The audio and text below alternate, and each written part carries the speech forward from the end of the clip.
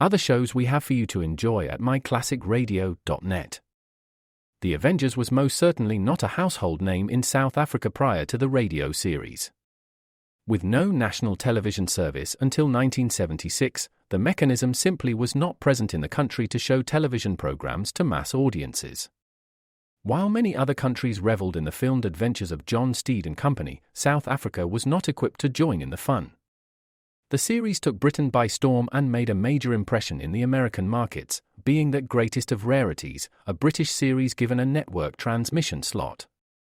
However, as a filmed series, rather than a videotaped one, The Avengers was able to gain a modicum of exposure in South Africa through film rentals.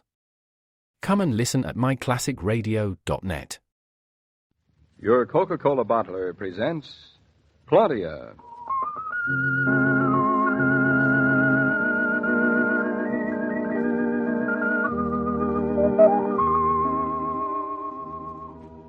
Claudia, based on the famous play and novels by Rose Franken. Brought to you transcribed Monday through Friday by your friendly neighbor who bottles Coca-Cola. Relax, and while you're listening, refresh yourself. Have a Coke.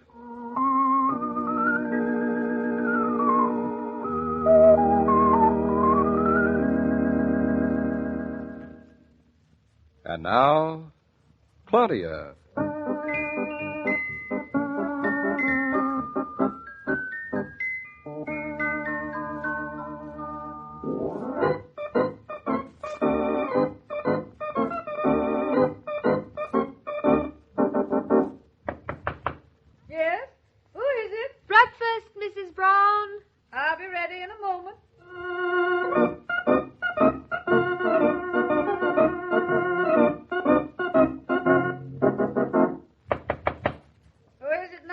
Breakfast, Mrs. Brown. I'll be down in a moment.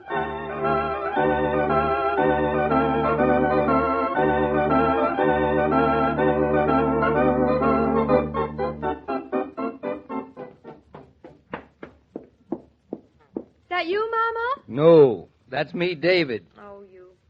Look, breakfast is all on the table that divine birthday. Mom, I'll be right down. I know, I knocked on her door. Oh, it's been a lovely weekend, hasn't it, David? Mm-hmm. Certainly hate going back into town this morning. Well, at least you'll be back home tonight. Yep. It was so good getting back to the farm Friday. I don't ever want to leave. Say, how do you think Mama looks? Oh, same. Well, don't you think she looks more rested? More rested than what? Than before she looked more rested. Why should she?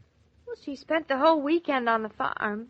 What's so restful about the whole weekend on the farm? Fresh air, fresh milk, fresh butter, and fresh eggs. And a few fresh other things. Well, still, you know, she ought to look better. Mama looked all right to me in New York.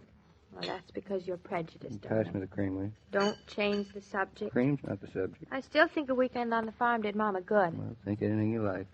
Well, at least her weekend on the farm did me good. Not having to wonder how she was, whether she was eating properly or sleeping properly. Oh, you carry the weight of the world on your shoulders, don't you? Don't you think it's becoming? Mm-hmm. And I'm going to see she takes a nap every afternoon all week. Who? The world? No, my shoulders. She always says she can't sleep during the day, but she did. No harm in trying. David. Pass me the sugar, man. David. What? You don't mind Mama staying here the rest of the week, do you? Yes, I mind terribly.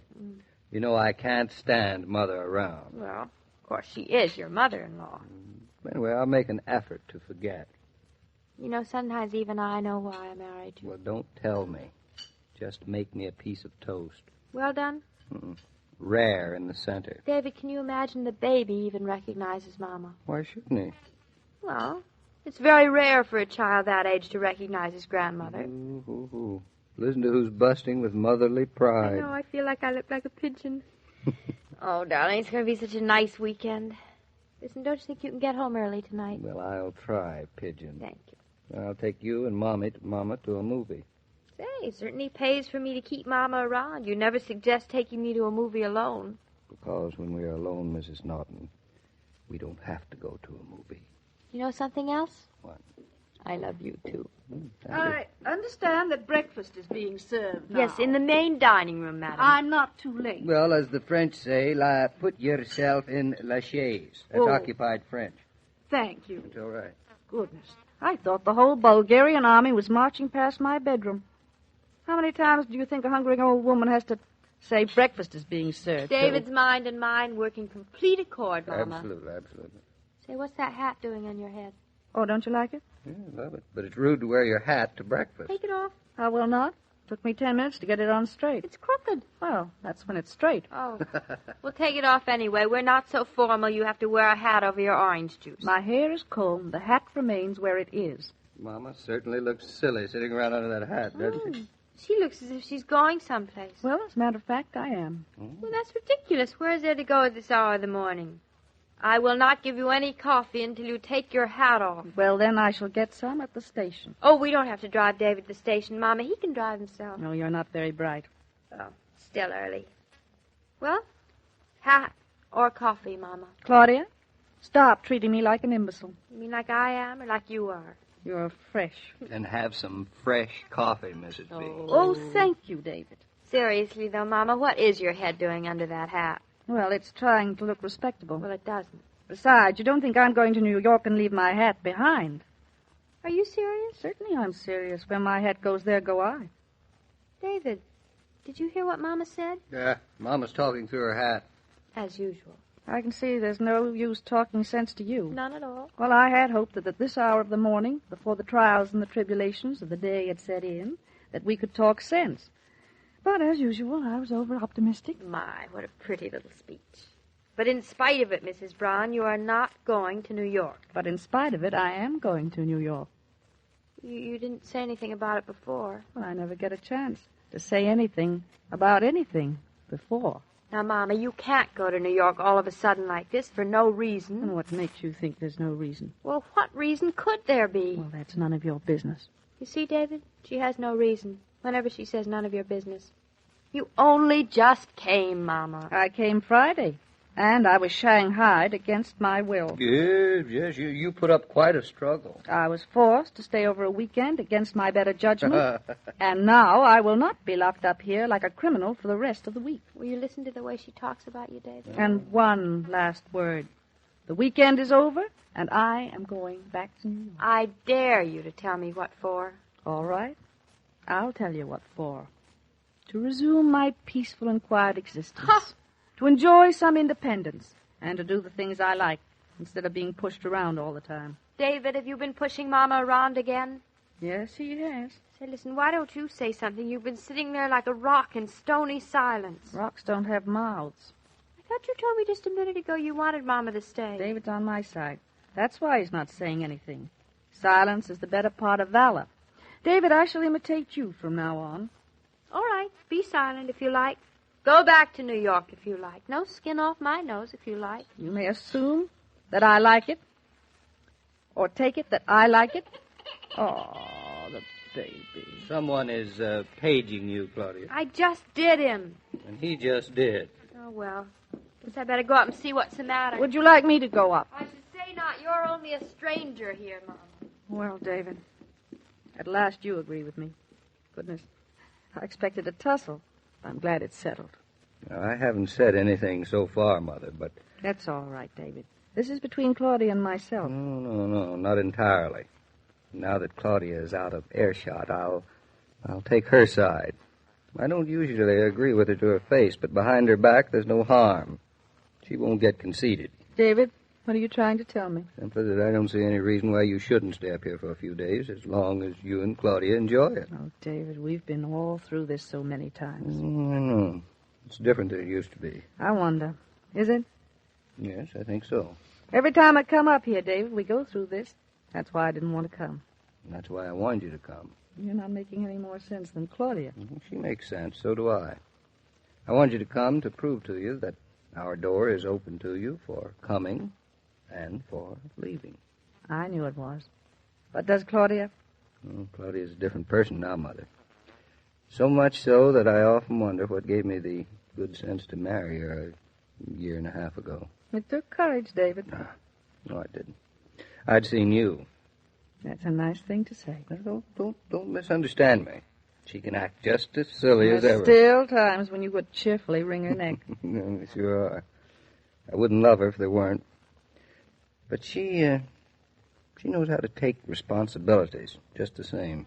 David, I'm afraid she still feels her responsibilities to me too much. Well, there's nothing wrong with that, you know. You know, I'd give her a whaling if she didn't. Well, maybe I'm a little touchy. Maybe it's because I know how tightly Claudia can hold on to things she loves. No, Mama, I guess I have a little more faith in Claudia than even you have.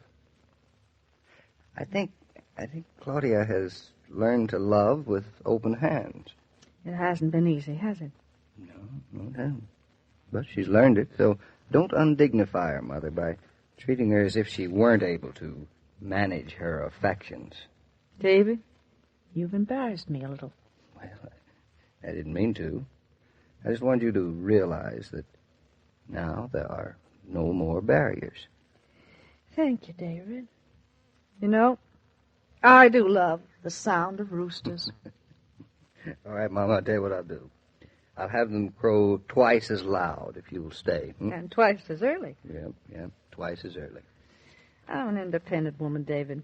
But perhaps I'm not as independent as I like to think I am. I guess none of us are. Just as well we're not. That kind of independence is for people who have no dependence. David, I'll stay. I'd like to. Good. I'll take your hat. Here it is. Shh. She'll hear you. Mm-hmm.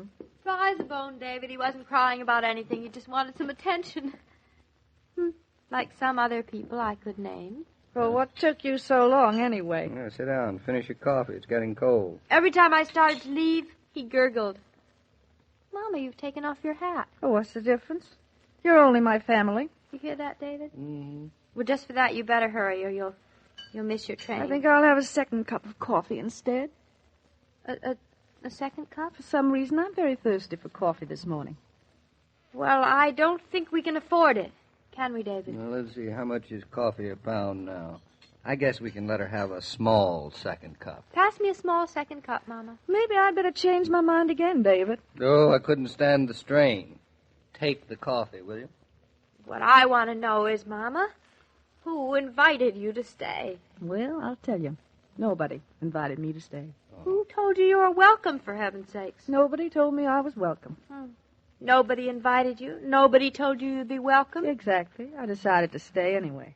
That's your mother-in-law, David. Yes, that's my mother-in-law. It certainly is. That's and me. that is typical of her. But just tell me, what can I do? Well, Mama, I must say you certainly have a nerve. I certainly have. And believe me, after your performance this morning, it takes all the nerves I have and more to stay here with you two hoodlums.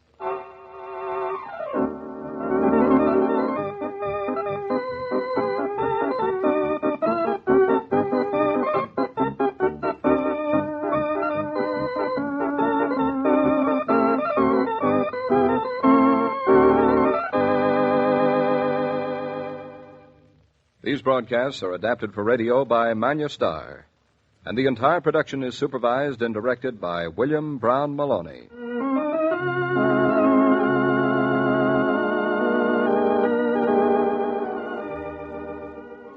Few pleasures can compete with the satisfaction of an evening shared with good friends, talking, listening to music, relaxing. You need go to no trouble preparing for such happy hours. Just be sure there's enough Coca-Cola in the refrigerator so that you can bring it out ice cold, the way everyone likes it. Where there's Coke, there's always the sort of welcome that makes for heartfelt hospitality.